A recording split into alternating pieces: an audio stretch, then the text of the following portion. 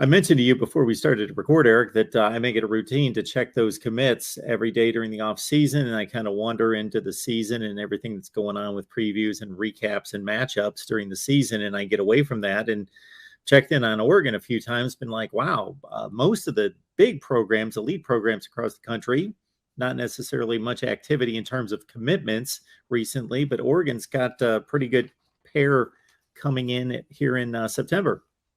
Yeah, Ducks will continue to load up in the front seven, and I think that's that's a needed area. Oregon defensively, that's one of their strengths. But Amauri Washington, a 4-star defensive lineman out of the state of Arizona, and then Blake Purchase, a 4-star edge player out of Colorado, and 24/7. We've gone away from the traditional outside linebacker or the traditional defensive end. And we've now kind of combined those positions largely for what's called an edge player. So Purchase is somebody who could be a defensive end. He could be a standing edge player. Oregon utilizes both in their defense. I'm not exactly sure where he fits, but I'm guessing he's more of kind of a standing edge player, a standing outside linebacker than he is somebody who puts a hand down. But regardless, these are two nice commitments to get. And Oregon was in a position going into this cycle where I thought it was really pivotal that they would have some success recruiting those areas. And Washington's one of the biggest bodies on the West Coast that is a 4-star recruit. I mean, the West Coast traditionally has a hard time, I think, producing some of those interior defensive line prospects. And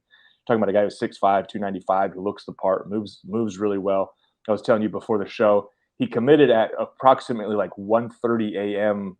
when we were down in Atlanta the day before Oregon got blasted by Georgia. And we're kind of going like, wow, like great commitment, but man, could you have given us a little bit more warning? My colleague Matt Freeman and I, we were in our hotel rooms kind of ready to go to bed. And then I pulled up the site one last time and was like, oh, wow, okay, well, he just committed. Now we've got to work for another hour. So that was a little bit inopportune, but a nice surprise.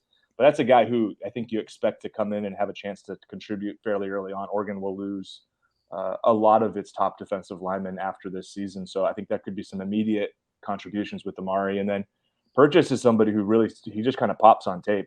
Really explosive athlete, versatile, can win in a variety of different ways. I think this class has gotten some pretty good pass rushers, which this year's team, I'd say through 2 games, probably it's too small of a sample size to draw too many conclusions, but that's felt like one of the weaknesses is just a lack of guys on the edge who are able to get to the quarterback. They have 2 sacks through 2 games. Purchase is somebody who can certainly contribute in that area once he does get to campus. I think, unlike Washington, I think he's maybe a little bit further down the line in terms of when he can contribute, just because you want to see him add a little bit more weight and kind of figure out exactly what kind of, like, is he playing at 245? Is he playing at 265? That kind of body weight could change over time. But I think he's another really nice addition and a guy who had some really nice offers. And Oregon really kind of was working down to the wire there. That was one where I wasn't overly confident what the pick would be before he ended up picking Oregon about a week ago.